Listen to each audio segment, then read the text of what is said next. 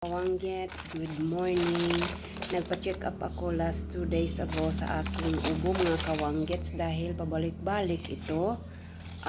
Niresetahan ako ng doktor ng isang gamot na i-dissolve ito sa water. Ito mga kawanggets, para siyang yun bang lasing ka, no, ilagay mo sa tubig tapos ipainom. Ayan, ang laki. Dissolve sa half glass of water. Tapos inumin bago inumin siya matapos kumain ng breakfast, no? Once a day lang. Ayan. Mahirap magkasakit mga kawanggets pero hindi talaga maiwasan, no? Gulang, Laverne lang, Laverne.